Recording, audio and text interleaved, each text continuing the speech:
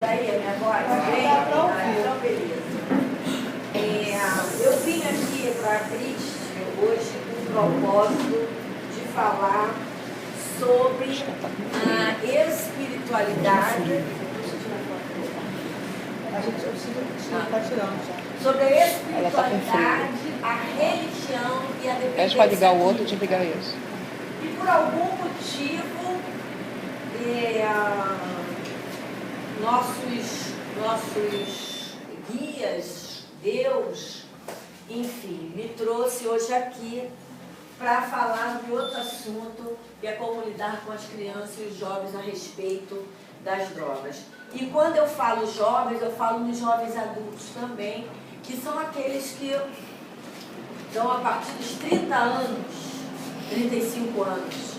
Então, até essa idade, né, vocês já podem vislumbrar mais ou menos um roteirinho que eu minuciosamente coloquei de forma bem didática, né? Até porque a gente não tem tempo, e para vocês entenderem mais ou menos como que funciona, né, esse resumo num contexto de um país que a gente vive, né, com as drogas aí, ó, só falta liberar mesmo, né? Ela já está liberada, entre aspas, né? E quando eu falo em liberada, eu estou falando principalmente da sociedade nossa, que é uma sociedade que fecha os olhos do que está acontecendo, né? Em virtude de se livrar, muitas vezes, daquele familiar que enche o saco porque usa droga. Seja esse familiar alcoólico, ou seja esse familiar dependente de narcótico, né? Esse familiar tem mais é que ir morar sozinho, ir para a rua, porque enche o saco. É isso que a gente escuta quando a gente lida com pacientes dependentes químicos e seus familiares. Por que o familiar chega nesse esgotamento, que não aguenta mais o dependente químico dentro de casa, não aguenta mais o alcoólico?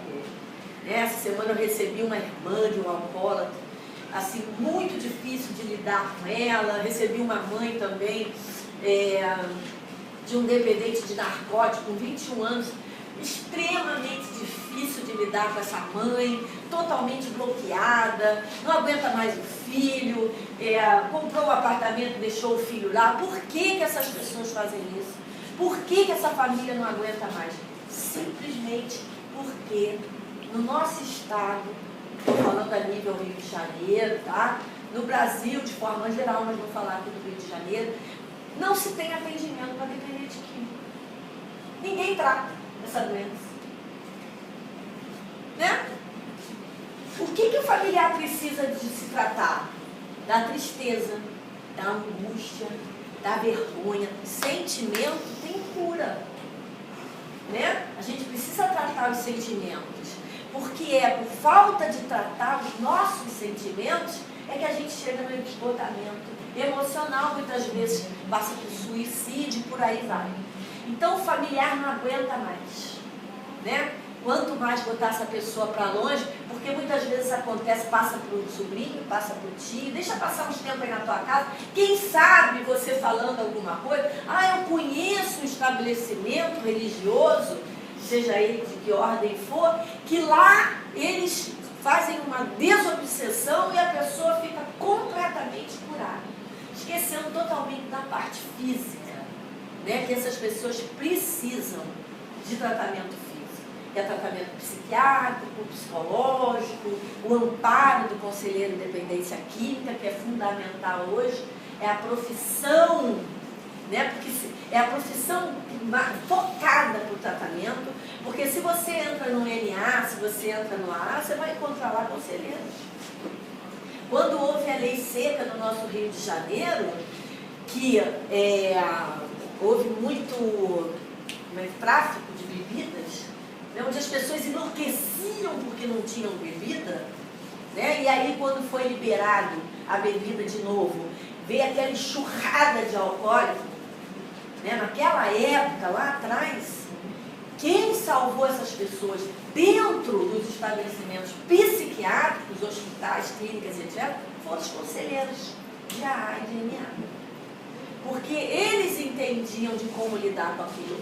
Até os médicos, a sociedade dizia que eles estavam incorporados de algum espírito, né, obsessor e etc. Então, que iam lá e faziam o exorcismo, né?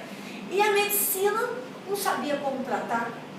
Então, as pessoas que compõem o NA e o AA, essas pessoas sofreram na pele problemas com a dependência química.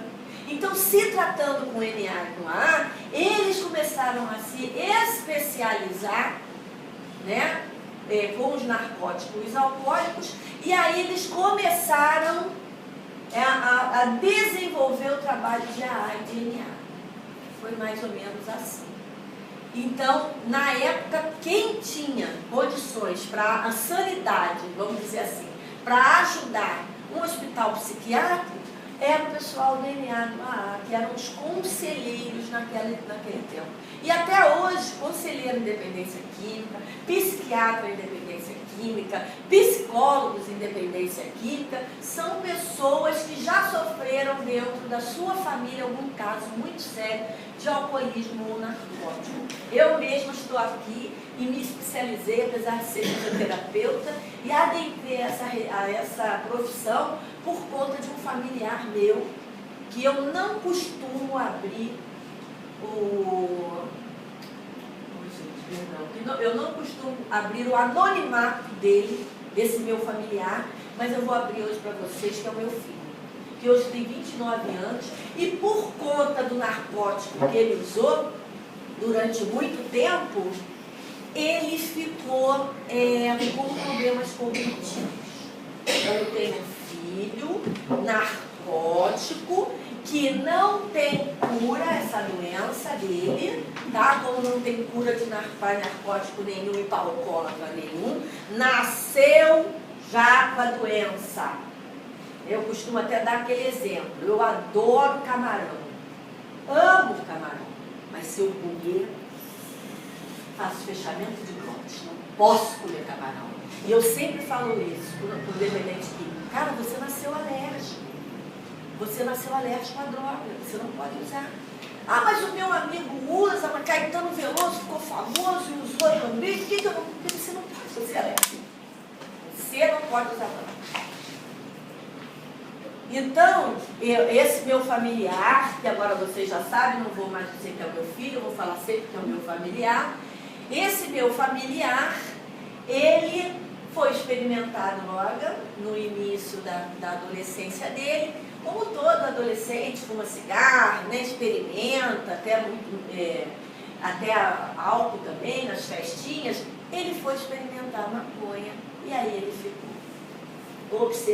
obcecado pela maconha, porque é isso que a doença faz, né? Obcecado, não fazia nada se não tivesse maconha no meio, né?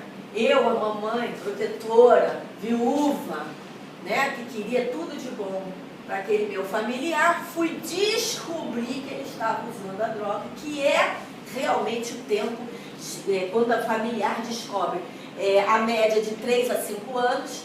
Então eu descobri mais ou menos com 2 anos que ele estava usando, há 2 anos já ele já estava usando, e já era tarde, porque ele estava completamente já comprometido com a sua cognição. Eu pastei muito naquela época ainda, você vê, quase 30 anos, não, ele está com 30, vai fazer 30 anos agora, com 15 anos, 12 anos mais ou menos, que ele começou, né? Quanto tempo fazem a cálculo? 14 anos atrás. Se as pessoas estão reclamando hoje que não tem um atendimento efetivo, você imagina 14 anos atrás o que eu passei. Totalmente uma mulher nova, com 38 anos, nova, né? Inexperiente desse assunto, porque eu nunca tinha visto nenhuma maconha perto de mim, nunca me liguei nisso, nunca tive contato, nem amigos, nada, ignorante no assunto. Vocês não imaginam o que eu passei, né? A decepção. Agora, por que eu vou ter decepção de um paciente? Né? Você tem decepção de um paciente que que é um cardíaco? Quem tem? Decepção de um paciente que tem câncer? Quem tem? Por que a gente vai ter decepção com o paciente dependente químico? Porque a doença é social. A doença ainda está nesse patamar de sociedade. A doença não é uma doença na visão da sociedade, né? É uma doença espiritual, é uma doença... Fica aquela coisa, todo mundo querendo botar o nome, né? Mas na Organização Mundial de Saúde se tem até um CID. E ninguém se dá conta disso, né? Então, meu filho era problemático, o meu filho era tudo, menos dependente químico. Ele nasceu, estava no DNA dele. Como todo mundo que é dependente químico, está no DNA. A ciência já provou que está no DNA. Então é isso que a gente tem que aprender aqui hoje. Tem que respeitar esses pacientes, seja adolescente, seja jovem, seja criança. Que hoje a gente tem o AA e temos o Alatim, que é para adolescente. E temos o Alanon, que é para família. O NA, o Naratim e o Naranon, que é para família. Então, temos todo o amparo necessário hoje no Rio de Janeiro, nível Brasil. Nós, brasileiros, temos todo o amparo necessário para quem tem um paciente dentro de casa ou próximo de casa com problema de dependência química. O que se precisa fazer é divulgar, é fazer umas palestrinhas assim como a gente faz aqui. A Cristi abre assim os braços, vem, a gente tem que dar valor a isso, que é muito importante. Daqui a mais ou menos uns 20 anos, a medicina estima que cada pessoa do Brasil vai ter pelo menos um familiar dependente químico. Você veja, hoje a gente já vê isso com câncer, né? Pelo menos a maioria aqui, eu acredito, que se não tem um familiar que já teve câncer e faleceu, se tratou, não sei, conhece alguém que teve. Não é assim? E com a dependência química a gente está caminhando para isso. Então a gente tem que se conscientizar, saber exatamente o que é isso, como que isso acontece na vida das pessoas, até para se não funcionar na nossa vida, porque a gente não precisa dessa ferramenta, pelo menos ter esse conhecimento para passar adiante. Porque com certeza tem pessoas que vão aparecer na nossa vida, aqueles que ainda não apareceu, que vão precisar desse nosso toque. Porque o meu toque, eu vou dizer para vocês como é que foi. Olha que loucura. Eu atarantada com meu filho, sem saber o que fazer. Em um ano ele teve 5 superdoses.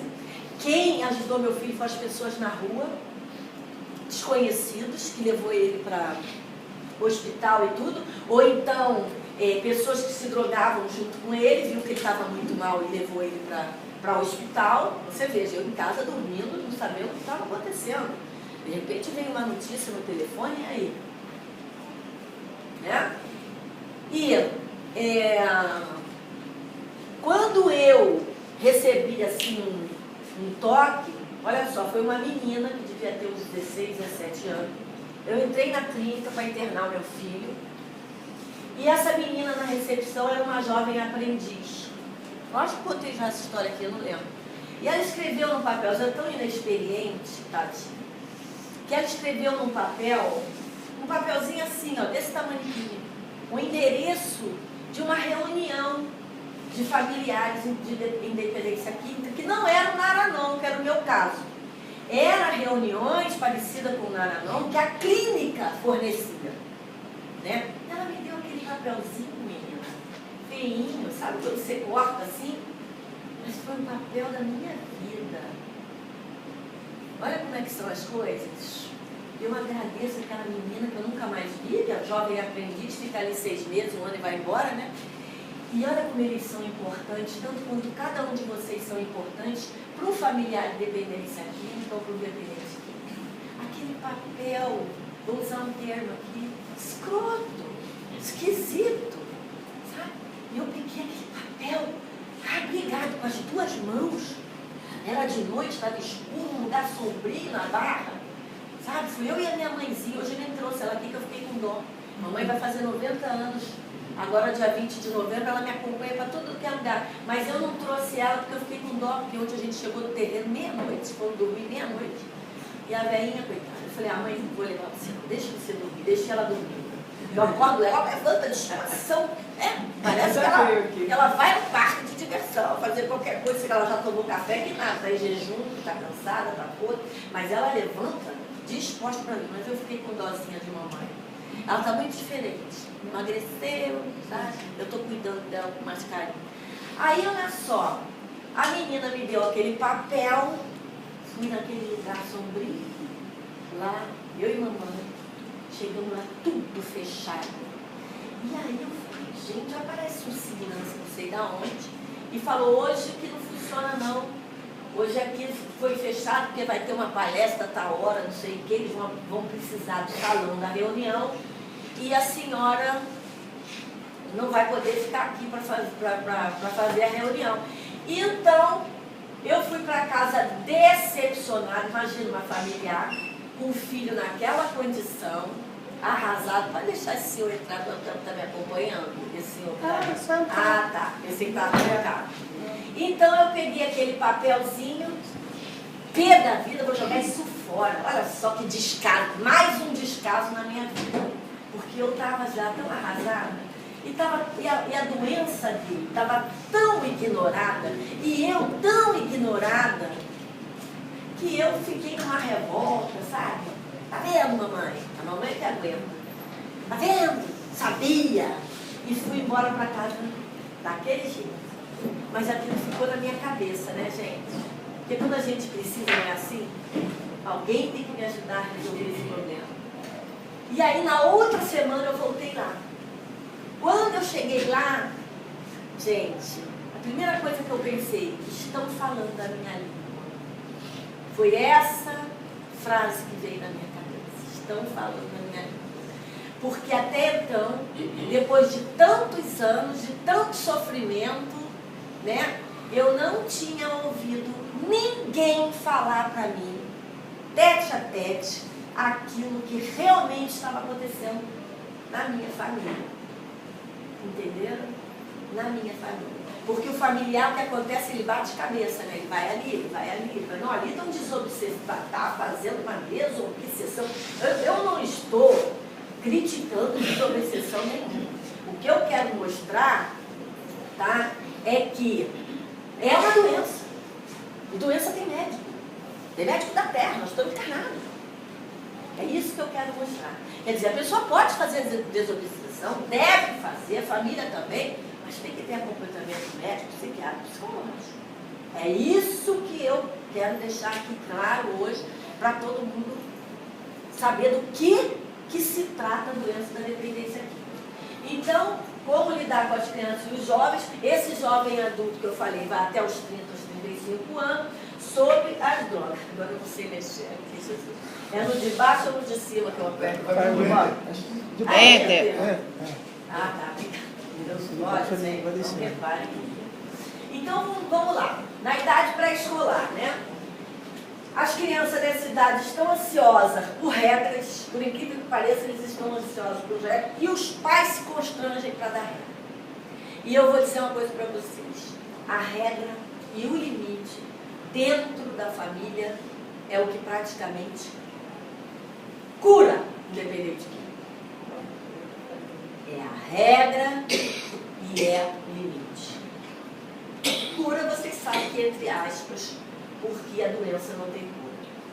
Então as crianças nessa idade, elas estão ansiosas por regra, fazem questão da opinião das pessoas que cuidam deles, sobre o que é bom e o que é ruim.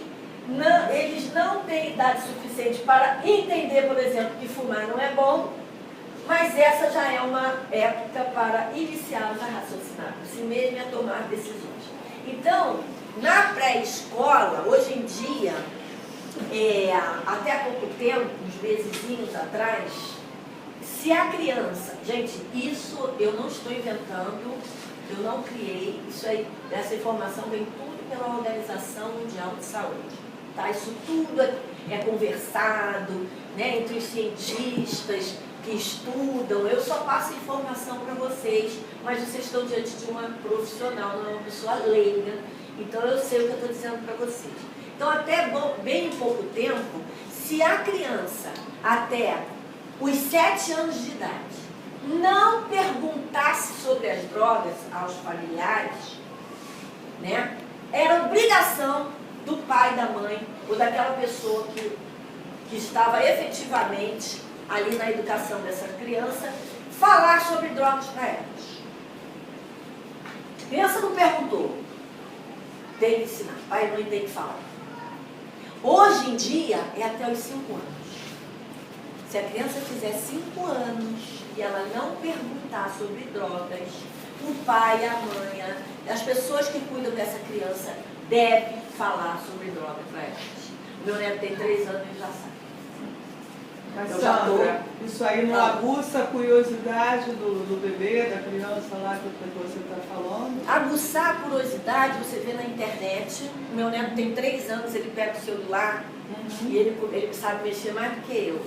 Para mexer naqueles joguinhos e ali vem informação que não deve.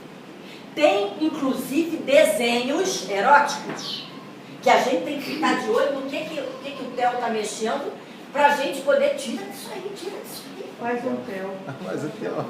Meu Oi? neto também É Theo? É Theo. O meu é Theo também. Pode falar assim. É importante também falar sobre as drogas para as crianças. É preciso que os responsáveis também procurem conhecer o que é isso, para poder passar a informação correta.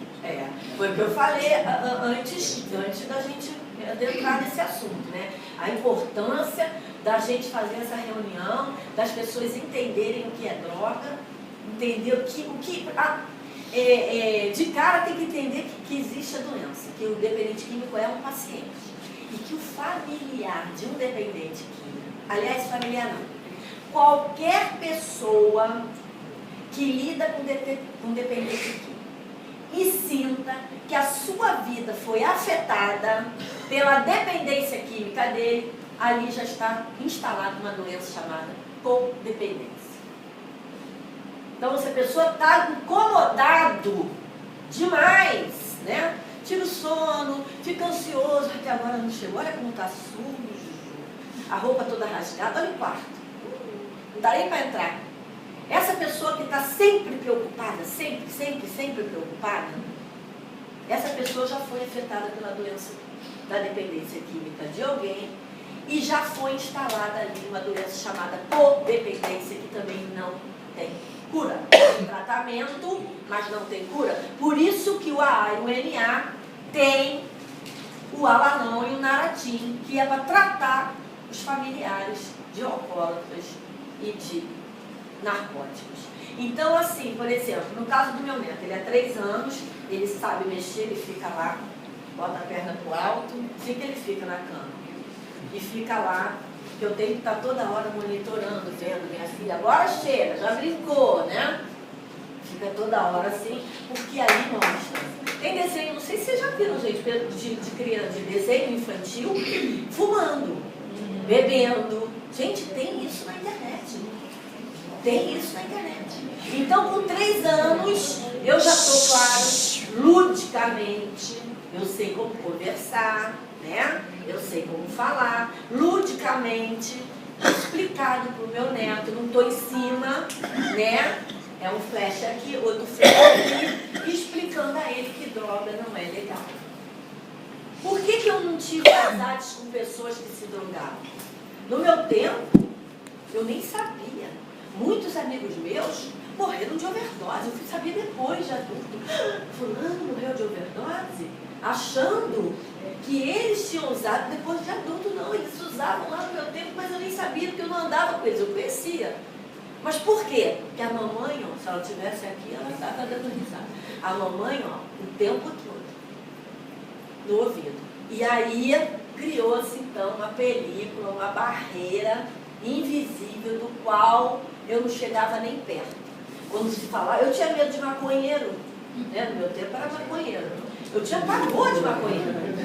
Aquele cara ali é maconheiro, não é? Eu tinha isso. Então isso era a película que a mamãe colocou, né? que eu não via, aquela coisa transparente que a gente não vê, né? A parede, né? Que me protegeu das drogas. Mas, Sandra, posso fazer uma pergunta? E quando os pais são viciados? Quando os pais são dependentes químicos... porque às vezes a gente acha que só acontece isso lá na comunidade, na favela, na região pobre.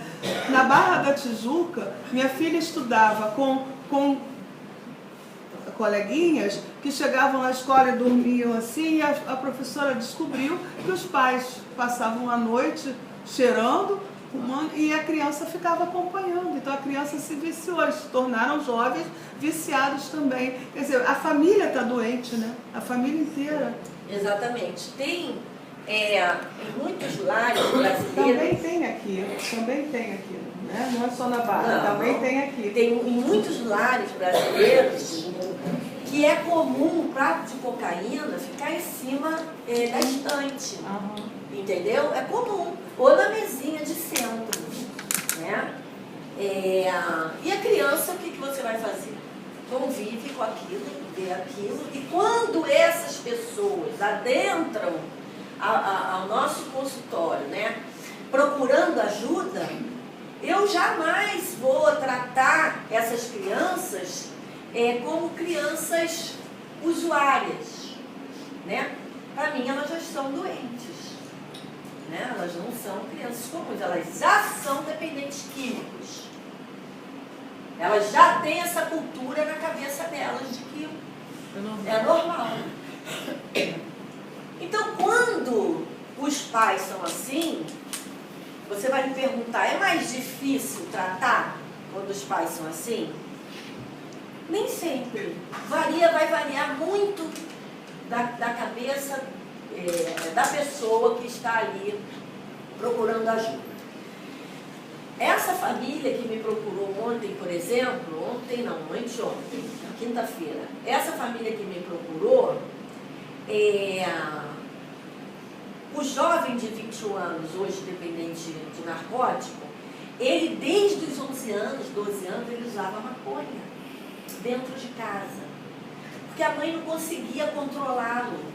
A mãe achava que o pai tinha que ajudar, mas só que ela era separada do pai.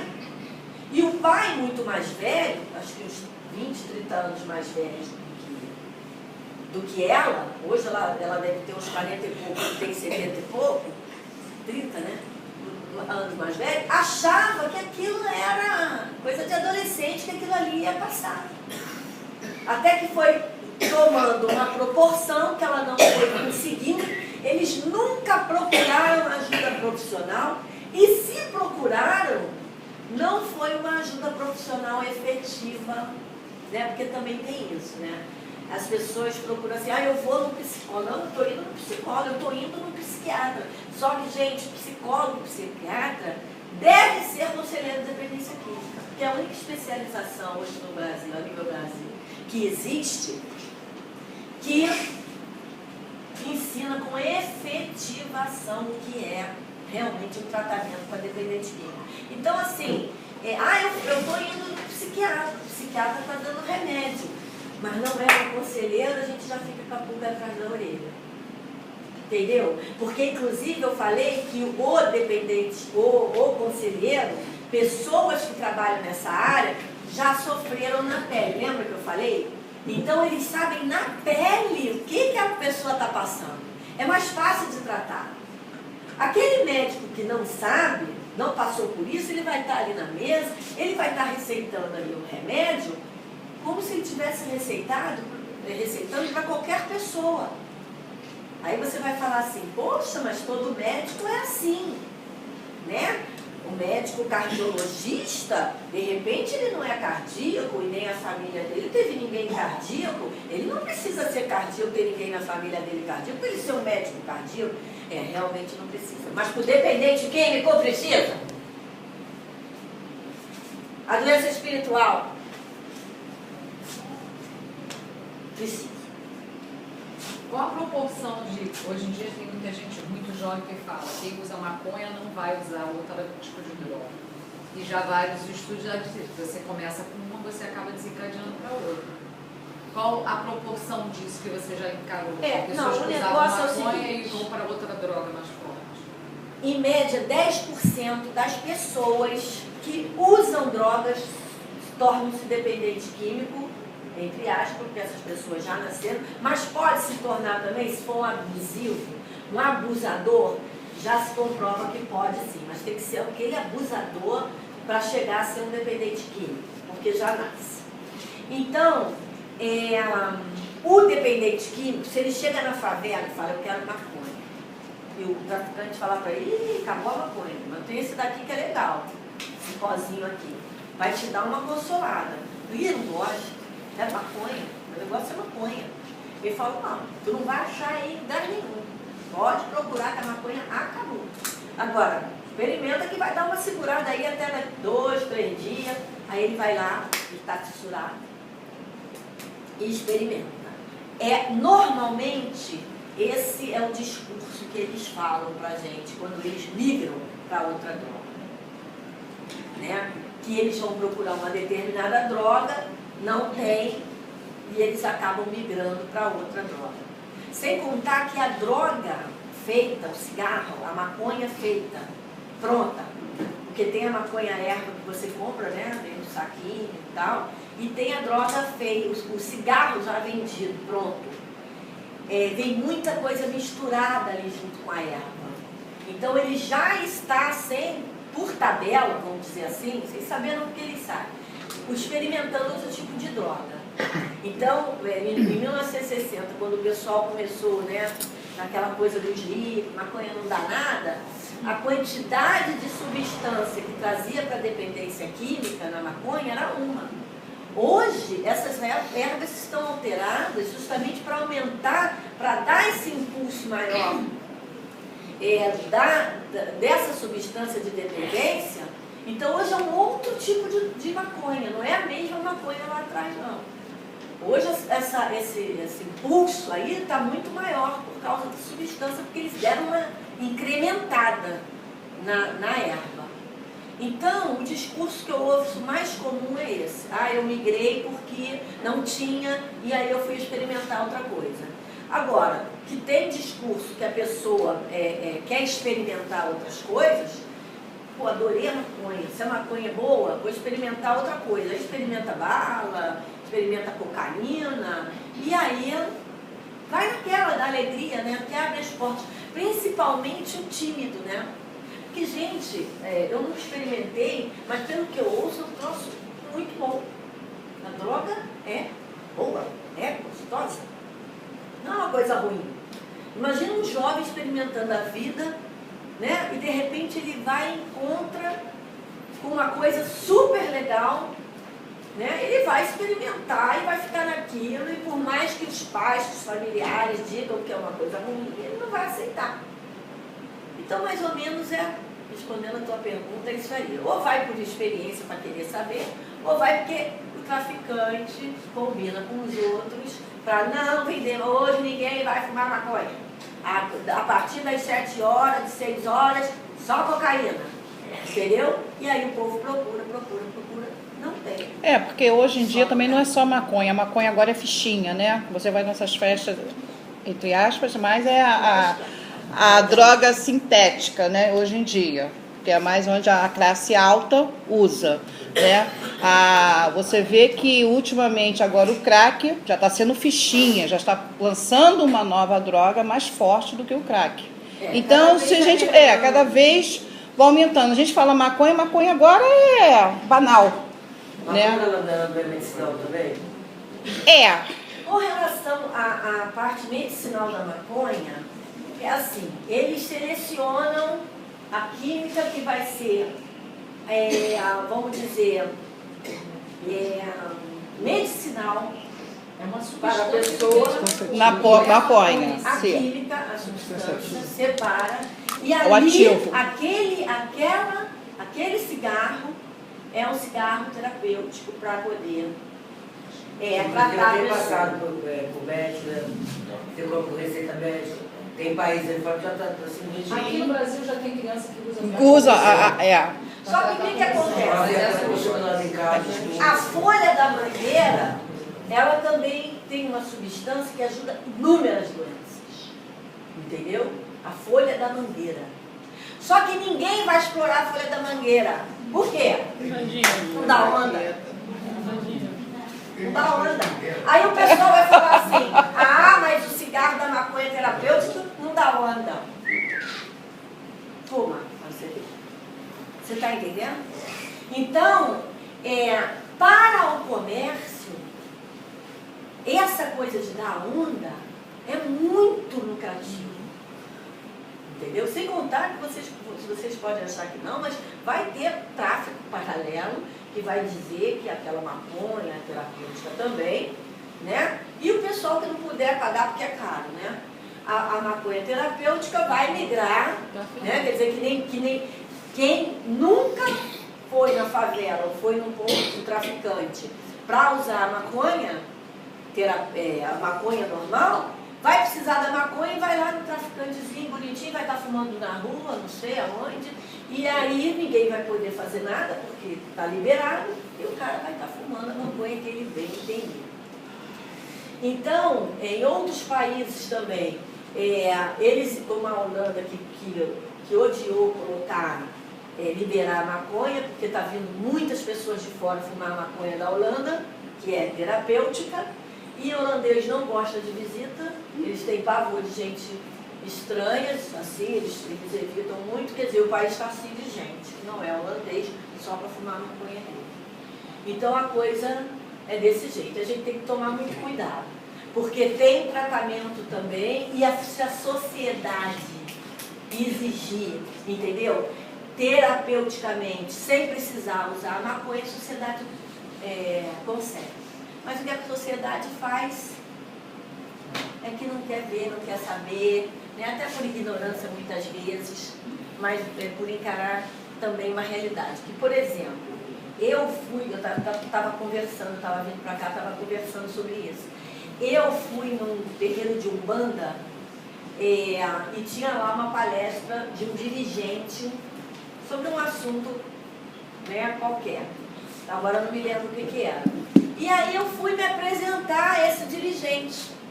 Inclusive ele escreve alguns livros, eu leio. E o pai de Santo falou, Sandra, vai lá conhecer o fulano que está aí, um cara super legal. Aí eu fui. Eu vou lá me apresentar para ele. Oi, fulano, meu nome é Sandra Estrela. E quando ele ouviu Sandra Estrela, falou, você é aquela mãe de santo querida, só com obsessor, né? Eu fiquei sem graça, eu perdi a cor. E olha que para me deixar sem graça, apesar que hoje em dia me deixam sem graça, tudo eu vou andando, não sei. Eu fiquei assim, estatelada, quer dizer que eu virei, né, oficial, a mulher que lida com os obsessores. Tá, todo mundo deve ter corrido agora de mim, eu cheguei, vocês estão livres de qualquer coisa. Foi todo mundo embora. Eu falei, putz, que eu não quero ter essa fama. Né? Eu quero ter a fama de que eu sou uma conselheira, que eu explico às pessoas o que é dependência química, né? Principalmente para os familiares. Agora, de botar para correr o obsessor, quem me dera, né, de botar os meus. Porque, segundo, eu esqueci o nome dele agora, já falecido, ele dizia, por A mais B, que todos nós temos no mínimo 9 obsessores, inclusive os cegos, que nos acompanham até a nossa morte. Isso é uma teoria. Tá? Que estão sempre com a gente, vai e volta, está sempre vindo por causa da nossa vibração, que oscila e que atrai. Imagina, se eu pudesse, eu liberava os meus. Não, vamos embora daqui, mas não é bem assim.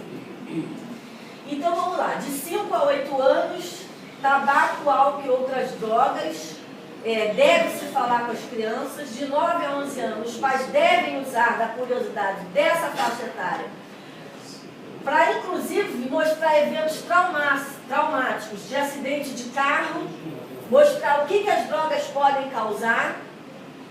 De 15 a 17 anos, nessa fase os jovens já têm conhecimento sobre a droga, mas nem sempre é um conhecimento correto, então os pais precisam ter essa reunião que a gente está fazendo, ler, né, para poder saber, chegar junto nessa idade e falar com eles, de forma que eles vão absorver. Nessa faixa etária, eles precisam serem advertidos dos efeitos nocivos e médio e a longo prazo do consumo de drogas. Porque, inclusive, quando a gente tem filhos nessa idade, de 15 a 17 anos, o diálogo da gente com essas adolescentes é muito difícil. Eles são os donos da verdade, eles que sabem tudo. Mas a gente pode soltar os flashes, né? Mas esses flashes, quando você vem com a criança desde os 5 anos que eu falei, né? Esses flashes já estão, vamos dizer assim, solidificando aquela película que eu falei, lembra? Aquela película que eu falei que a gente não enxerga, mas ela está ali.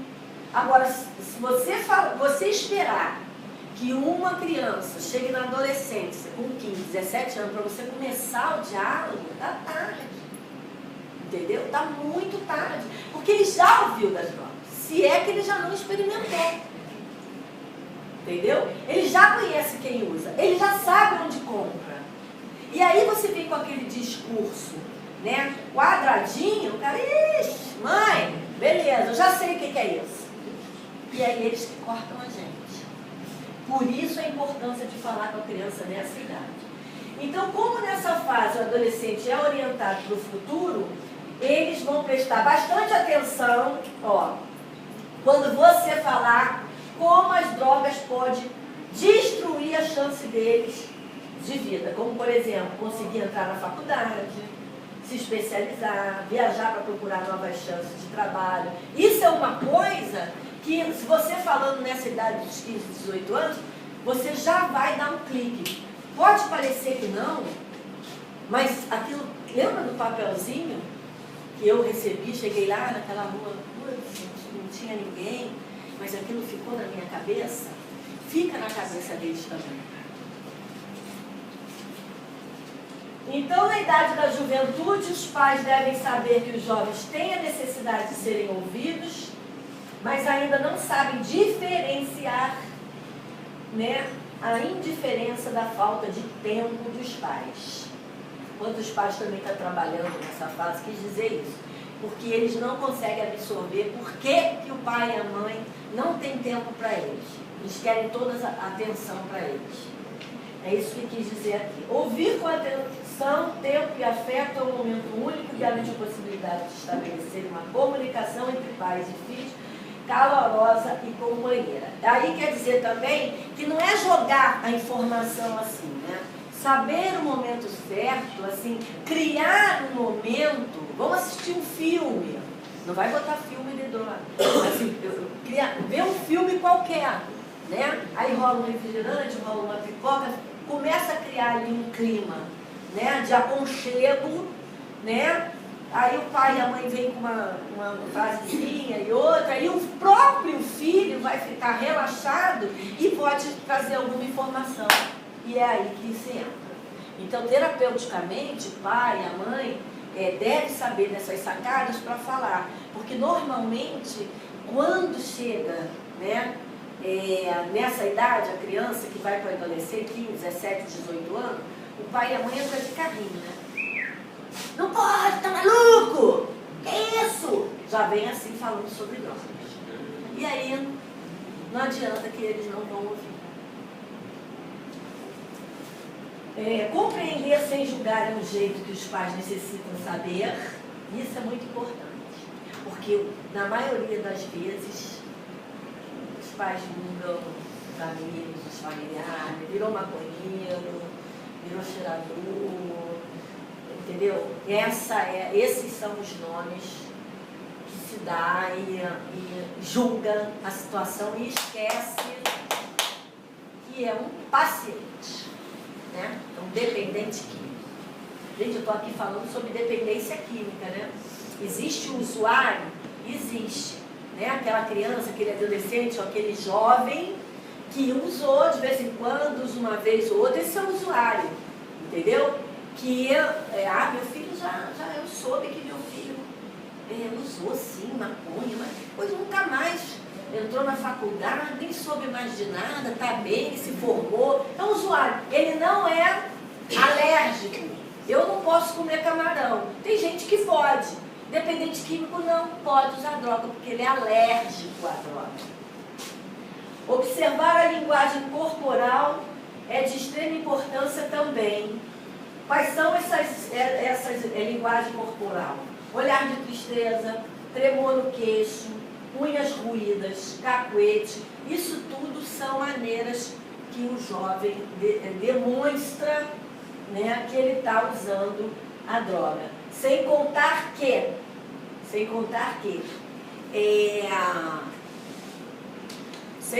além dele usar isso, dele usar desses movimentos, eu vou explicar uma coisa muito importante. O que caracteriza um dependente químico de um usuário de drogas? O dependente químico é aquela pessoa que perdeu a função. O que é perder a função?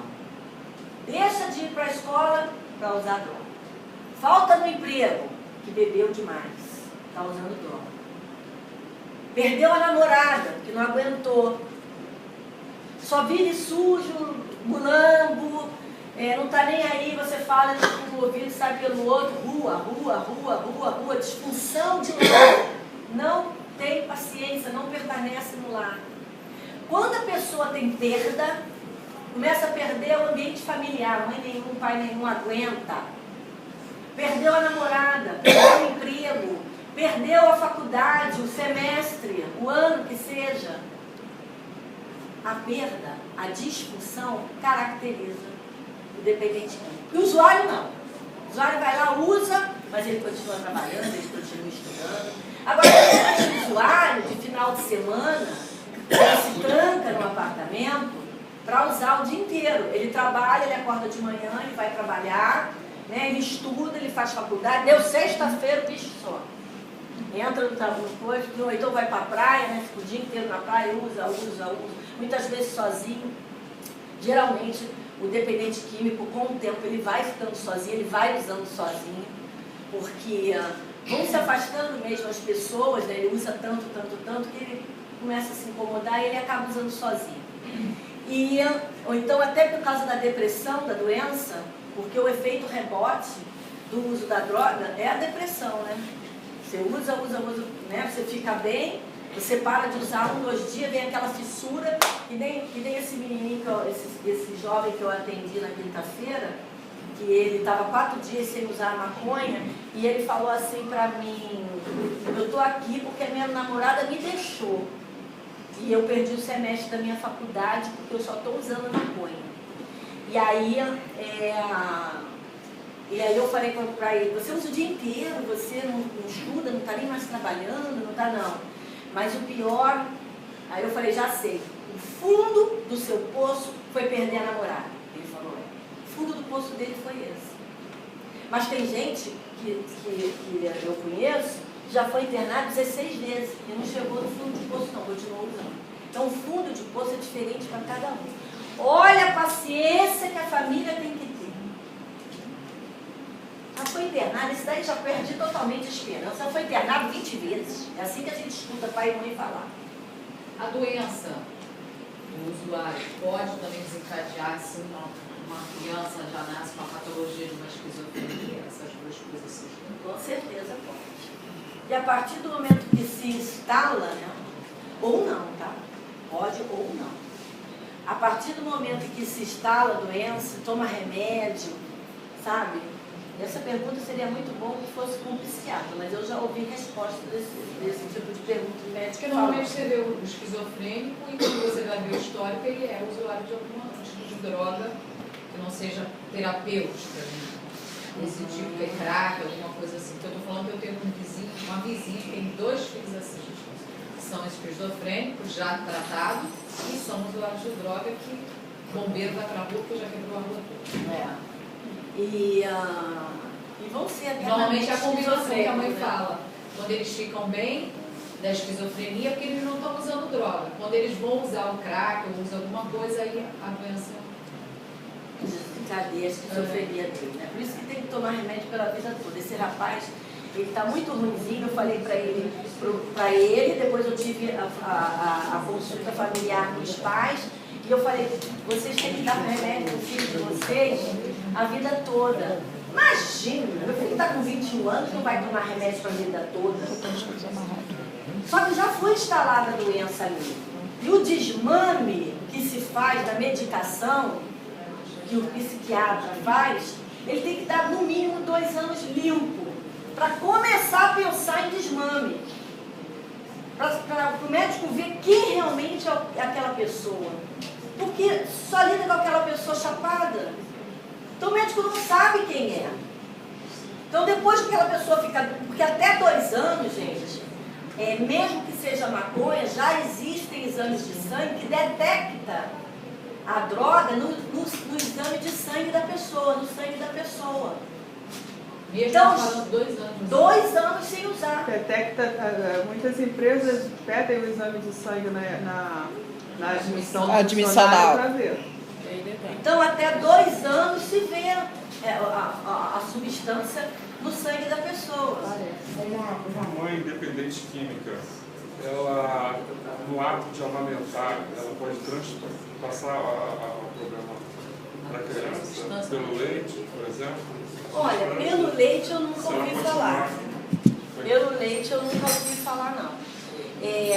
Só que essa criança, dependendo da dependência química dela, ela já vem, e também tem que saber como que está essa mãe, né, que está amamentando. Se ela estiver usando a droga, sim. Se ela estiver limpa, dependendo do tempo que ela estiver limpa, não. Tem que saber tudo direitinho. Essa pergunta foi em função até que a gente vê na rua pessoas drogadas com criança, né? A gente fica imaginando, será que... E essa criança já vem com a substância Às vezes na gestação, da gestação, né? Tem que saber que droga que é, até que ponto essa droga pode trazer para essa criança. Isso é uma pergunta mais médica. Mas aí eu acho que entra até aquela questão que a Nelma falou, porque, por exemplo, achar que uma criança de 3 anos ela não seria influenciada, mas quem me garante que o coleguinho do meu filho de 3 anos não tem os pais que são drogados? Então, o que acontece? O meu filho de 3 anos, ele pode ser sim influenciado a partir de 3 anos por aquele coleguinha que vivencia isso, entendeu? E vai para 3, vai para 5, vai para 10. Gente, tem professor de escola vendendo crack para as crianças. Nós estamos literalmente ponto. nisso. Criança de colégio primário. Tá? Então não tem cura, quer dizer, que é dependente químico uma vez, Não, vai ser sempre dependente químico. A vida inteira. Vai estar sempre. Por isso que é só por hoje. Eu e o AA falam. Só por hoje. Só por hoje eu estou bem. Porque a gente até diz no AA e no NA é que é como se a doença fosse uma vela. A partir do momento que você acende aquela vela, ela vai se consumindo. Quando você para de usar, a vela apagou, mas ela está ali, daquele jeito que você deixou. Se você usar de novo, ela vai começar daquele jeito, ela não vai ficar limpinha, vai vir desde lá do começo. Ela vai vir da onde você deixou. Então, se você estiver roubando, você vai voltar roubando. Se você estiver matando, você vai voltar matando. Você vai voltar do jeito que estava aquela vela ali. Entendeu? Já está em cima da hora, né? 5 para as 10. Pode ter mais 10 minutos. Né? Aí eu estava falando desse menino, né? E aí ele falou que estava 4 dias limpo da maconha e que ele estava com abstinência. Aí eu falei para ele, você precisa ir no psiquiatra tomar um remédio para diminuir essa abstinência. Agora eu vou falar uma coisa para você. Eu nunca vi ninguém morrer de abstinência, mas já vi gente morrer usando droga. Então você fica alerta. Você fica alerta para você não usar a droga sua de preferência. Porque muitas vezes eles chegam também no consultório dizendo que usa maconha, né? E quando a gente vai ver, muitas vezes não é só a maconha.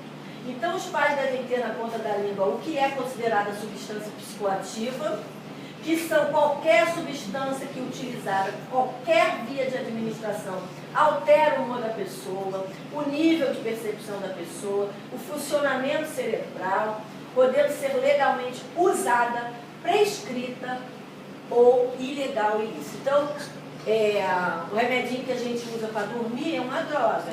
Está prescrita para a gente, né? Da forma como a gente vai tomar, o tempo que a gente vai tomar. Isso aí a gente está seguro por ajuda médica.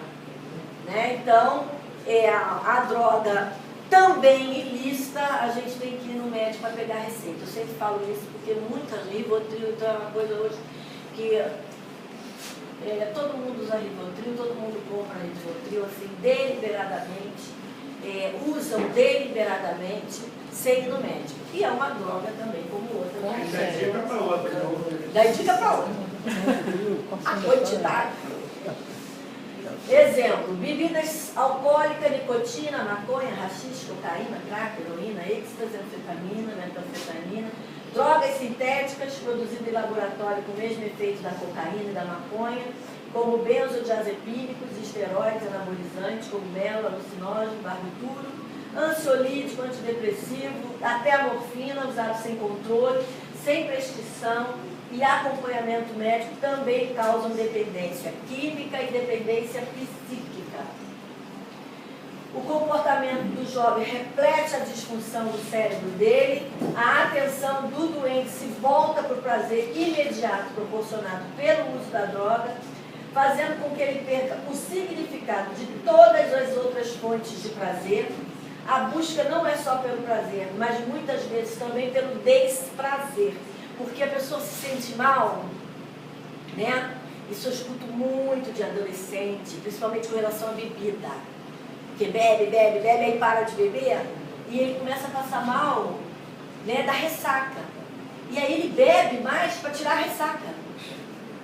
Então ele bebe para tirar o desprazer. Então a droga começa a servir para o prazer e para o desprazer.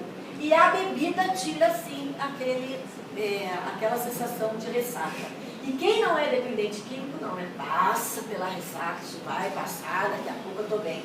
Mas dependente químico não. Então a dependência química é fruto de mecanismo psicológico, psiquiátrico, alteração cerebral, busca do prazer, evitar o desprazer, a compulsão, a inquietação, a ansiedade. E não existe recuperação sem a reformulação do comportamento. Assim, o dependente químico, para se recuperar, deve, acima de tudo, mudar o seu comportamento. Eu sempre falo com gente, não existe remédio para comportamento. Não existe. Seria bom, né? Que a gente tomasse um remedinho e ficasse, né? Resolvesse todos os nossos problemas mentais. Mas não. A gente tem que batalhar e muito. Eu não sou nenhuma velhinha, mas estou com 55 anos e, ó, ainda batalho. Imagina pessoas que eu vejo aqui que são jovens, né? E que, pô, quando é que vai passar essa minha pira? Lembre-se e vai adiante. Tem que batalhar muito para você ficar zen. Não existe remédio para mudar o comportamento, por isso a grande importância do conselheiro, do psicólogo, do grupo de mútua ajuda. Então a criança percebe cedo que o pai, quando bebe, é carinhoso, o constante uso da medicação de tarja preta da mãe, sem controle médico, a criança está olhando isso tudo, viu? Ela está observando tudo isso. A cerveja do final de semana, a criança também está vendo, que em casa se usa, por isso que eu sempre falo. Tem dentro de casa, criança e adolescente não pode ter cerveja. Vai numa festa infantil, não pode ter cerveja. Ah, mas e os pais? Bebe suco, bebe refrigerante, não é a hora deles, é a hora da criança. Ah, mas Natal e Ano Novo não pode. Tem criança? Não pode. A gente vai brindar com o quê? Com água.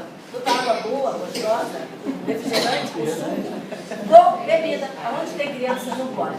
Porque eles estão registrando tudo. Entendeu? É assim que funciona. Para vocês, mamães que têm filhinhos pequenos, já vão começando a aprender desde cedo. Porque amanhã, lá na frente, quando vê que o filhinho está enchendo a carapuça, vocês foram um dos exemplos. Você vê tantos exemplos aí que os pais vão para a beira de barraca, levam os filhos, botam sentadinho no colo, um copo de cerveja ali, final de semana você passa que você vai servir. E acha bonito, né? Então, as crianças estão aprendendo tudo direitinho. Vocês estão ensinando com exemplo, eles estão aprendendo. Então, quando se deve falar com a criança sobre as drogas, quando ela perguntar, porém, se até os 5 anos ela não perguntou, deve-se falar. Então, a bibliografia vem dos estudos da Associação Brasileira de Álcool e Outras Drogas, que é a ABRAD, e tem estudos relacionados aqui também com a dependência química, que é o NA, o Aranon, o Alanon, o Alatim e o Naratim. E todas as quintas-feiras, a partir das 17 horas, eu estou em Piedade, numa salinha, um consultóriozinho, simplesinho, mas de Deus. No tempo Esteira do Oriente, não é o tempo que eu dirijo, porque nós não temos, aonde eu dirijo, um local para fazer esse tipo de trabalho. No tempo Esteira do Oriente cedeu esse espaço, fica em Piedade, na Rua Goiás, número 548, e eu estou lá todas as quintas-feiras gratuitamente para atender familiares, amigos, dependentes e dependentes químicos, tá? Familiares e amigos dependentes químicos. Ressaltando que amigo de dependente químico também é codependente, viu? Também pode vir a ser codependente, tá? Quando ele liga para o trabalho e fala para o amigo dele, escuta, diz aí que eu fui levar minha mãe no médico, por isso que eu não faltei hoje. E o cara sabe, o amigo, que ele estava na farra, vamos dizer assim, estava usando droga a madrugada toda. E aí um amigo fala para o patrão, o fulano não veio porque de emergência ele levou a mãe no médico. Ele está contribuindo, isso é codependência, né? Ele está contribuindo para a dependência química de alguém. Ao fato que quando ele corta esse tipo de relação, é a hora que ele ajuda o dependente químico. E essas orientações ele só tem em grupo, só tem com o conselheiro em dependência química. Então a gente sempre fala assim, você está aqui e aqui está o seu espelho. É um espelho de Deus, é um espelho interior. Todo mundo tem esse espelho, tá?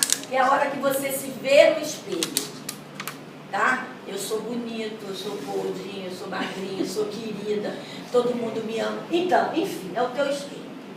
Quando você ultrapassa o teu espelho, é a hora que as pessoas são o teu espelho. Ele não bebe, ele é irritante, ele é assim. Pra que eu vou me olhar no espelho se as pessoas já falam de mim e falam desse jeito? Atravessou o espelho, ele não está nem aí, falem. Vocês estão vendo o meu espelho, a minha imagem. Quando a gente corta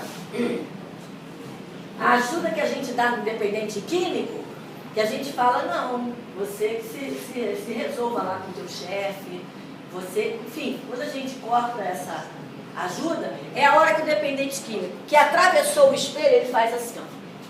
E ele dá de cara com o espelho. E é aí que ele se vê. Tô ferrada. Que eu vi quinta-feira um rapaz de 21 anos que saiu do espelho dele por causa da namorada que largou ele. E ele está se olhando no espelho. Quem sou eu?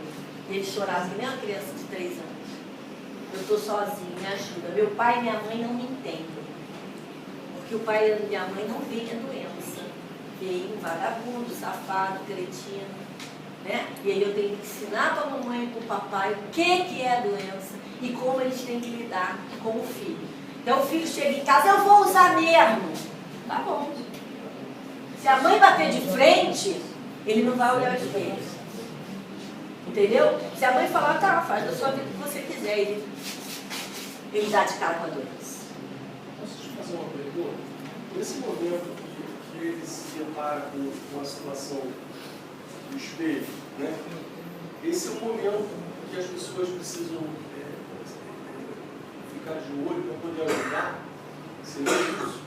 Não, as pessoas precisam ajudar em todos os momentos. Esse menino perdeu a namorada, foi o fundo do poço. Mas se não for feito nada. Se ele não tivesse chegado no fundo do poço dele, se ele poderia olhar-se no espelho, sim, mas só com tratamento. Do familiar, das pessoas que lidam com ele. Ele está falando da oportunidade. Ter conhecido o erro e está buscando ajuda, não é isso? Eu quis dizer assim, por exemplo, esse momento em que ele se deparou com o fundo do poço. Ah, ele vai e volta do espelho, ele tenta se ajudar, mas ele não consegue. Aí, por exemplo, se naquele momento não houver a mudança, ele pode continuar indo mais fundo. Sim, ou não? Sim, Pode. claro. Ele tá, olha, é a doença dos 3C que os psiquiatras falam. Clínica, cadeia ou cemitério. O dependente que não foi para uma clínica, um dia vai. Entendeu? Se não foi para a cadeia, um dia ele vai. Se ele não for para o cemitério, um dia ele vai. Não tem jeito, a doença é suicida. A doença é para matar. É compulsivo o negócio, né? Começa a convulsão, a obsessão, é para matar. A substância foi feita para isso, para a pessoa que é compulsiva, ela morre. Remédio de dormir também é assim. A minha então, amiga, segunda-feira, tentou fazer isso com o Rivotril. Tomou 3 cartelas de 2 miligramas, mais de 90 comprimidos. E a gente levou aquela coisa toda. Só que ela é assim, ela vai no fundo e volta, mas ela é porque ela tenta. Porque a família acha que é isso, ela é preguiçosa. A mãe fala, mas a Flávia sempre foi preguiçosa, a Flávia nunca gostou de cuidar da Ela sempre foi doente, né? Ela deveria ter hoje sido que ela está sendo lá tratada, é atrás. isso que eu perguntei para mim. Se ela viu isso lá atrás na sua filha e não levou ela para tratamento, por quê? Então, eu esqueci. Como é que é o nome do senhor? Então, Sérgio, eles tentam se ajudar, entendeu? Tem hora que eles, com muito sacrifício, eles se olham no espelho. Aí eles tentam, mas eles não conseguem.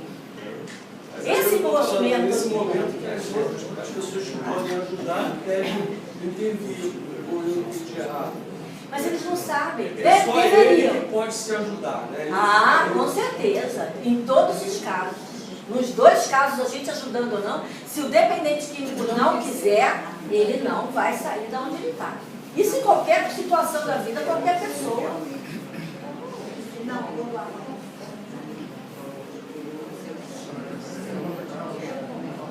Ô, senhora, eu queria saber sobre a minha amiga, tá? Sobre quem? A minha amiga, ela tem um filho que é dependente químico. O que acontece? Ela compra para ele não ter a abstinência.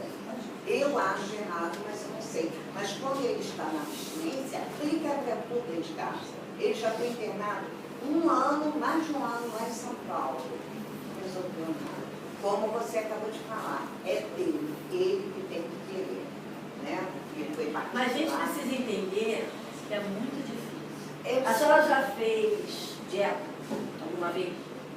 Oi? A senhora já fez dieta alguma vez? Dieta, já fez a dieta alguma vez? Tem ele? A senhora. Eu? É. Não, eu não fiz, não. Não, A senhora já foi muito gorda? Já. A senhora já fez dieta alguma vez? Não, eu tive uma depressão e emagreci 30 quilos. Então não precisa de dieta. Então não fez dieta. Mas a pessoa que faz a dieta, ou tenta fazer, é muito difícil. Eu sei. A pessoa não consegue, gente. Eu não vou muito longe, que dieta é uma coisa muito difícil. Um namorado que larga a gente, um marido, né? Enquanto você não tiver no fundo do poço, tu não larga o diabo. Tu segura o osso, gente. É difícil largar aquele diabo, não é? Você fica. A mulher é aquela, não existe outra mulher. Por isso eu tive. Não é assim? Isso acontece com o homem também. E para a droga também é muito difícil. A gente vai terminar essa conversa. Não, ela está adoecida. Ela tem a doença da codependência. Ela precisa ser orientada, tratada, tomar remedinho também com o psiquiatra, ir na conselheira, para ela saber que ela está adoecida, por isso ela faz isso. E como que ela deve lidar com o dependente químico. Eu sei que é muito difícil para ela, mas eu já sei ela veio e voltou numa academia. Aí lá o paciente virou a vida, está na céu. E eu estou limpando a piscina, das horas que eu deixava a boca ressecada e aquele cheiro de folha queimada. Como eu não sei de nada. Estava fumando ali sem querer. Aí eu vi o meu vizinho chegou lá atrás do meu filho e falou, tia, a senhora está na marola. Eu deixei que eu passei o dia inteiro. Ó, deu meus 10 minutos. Alguém quer perguntar alguma coisa? Na verdade, não era uma pergunta. Eu só queria aproveitar. Eu só queria aproveitar justamente essa sua palestra aqui para a gente hoje, no que ficou tocado em relação ao dependente químico e à religião, que as pessoas têm muito fácil de chegar a levar para um tempo religioso, achar que vai resolver o problema, como se terceirizar a doença que a pessoa tem. Seria muito mais prático, porque a própria pessoa ou familiar se empenhar nessa cura, nessa melhoria da pessoa, no auxílio. Então, que a gente pensa de chegar aqui, trouxe meu filho aqui, então você falou uma obsessão. Trouxe meu filho aqui porque está com problema de droga. Como se fosse o tempo religioso resolver tudo. E a pessoa achando que essa coisa. Isso foi muito importante você ter falado. Muito. Vou falar duas coisas. Todo lugar religioso, na minha opinião, deveria ter uma pessoa responsável para lidar com essas pessoas, tipo assim, falou com a entidade corporada, não sei, com o passista, não sei, sobre o problema, faz o trabalho que tem que fazer com essa pessoa espiritual e encaminha essa pessoa depois, olha, a senhora precisa conversar com o senhor fulano de tal, quando a senhora acabar esse tratamento aqui hoje, porque é hoje, não é daqui a 2 meses o tratamento levar 2 meses, não. Para concomitante com o tratamento espiritual, havia o tratamento físico. E outra coisa que eu ia falar também, além disso, para a medicina, que hoje é muito falado, a medicina está falando sobre a espiritualidade, graças a Deus a medicina, agora a ciência está visando a espiritualidade. Kardec estava certo. Peraí, vamos ver que espiritualidade é essa que a medicina está falando. Não é uma espiritualidade de terreiro, não é uma espiritualidade de centro espírita, não é uma espiritualidade de igrejas, etc. Não é essa espiritualidade que a medicina está falando. Para a medicina, uma pessoa espiritualizada é aquela pessoa que tem equilíbrio, é equilibrada. Então ele vai chegar no consultório, ele vai dizer que está com problema no joelho, mas o médico vai perceber também o jeito que ele fala, como que é a vida dele, ele vai contar, e o médico vai ali se situando se aquela pessoa é equilibrada ou não. Isso é espiritualidade. Que nada mais é do que a gente faz aqui dentro do Acristo ou qualquer casa espiritual. O Acristo não quer que vocês estejam equilibrados? O Acristo não procura as entidades para poder passar isso para as pessoas, ou vai ficar dando passo a vida inteira e não vai ter uma pessoa que vai dar uma palestra para alertar. O Acristo não faz isso, né? Não tem doutrina? No Acristo tem doutrina. Então ele vai trazendo o Acristo, o terreiro de Umbanda, de Candomblé, tem que fazer, deve, né? Tem que nada. Deve fazer, trazer a pessoa para o seu centro, para o seu equilíbrio, para ela ser uma pessoa melhor. Senão ela pode ir 200.000 vezes no Acristo, em qualquer igreja, e ele não vai ficar legal. Não é assim? Isso é que é espírito, é isso que a medicina está falando. Porque quando você está equilibrado, até a doença, né, ameniza. Muitas vezes você até se cura. Agora, quando a pessoa não está equilibrada, vai ficar com aquela dorzinha nas costas a vida inteira, né? Aquela coisinha até se equilibrando, ele melhorar. Pode morrer com aquela dorzinha, mas ele vai melhorar, seu psique vai melhorar aquela dorzinha. Então é disso que a gente está falando, de equilíbrio. É muito importante você ter falado isso, porque inclusive a palestra de hoje é espiritualidade, religião, né? E dependência. Olha, como é que eu vou esquecer da dependência? É só isso, pessoal? Tá, bem.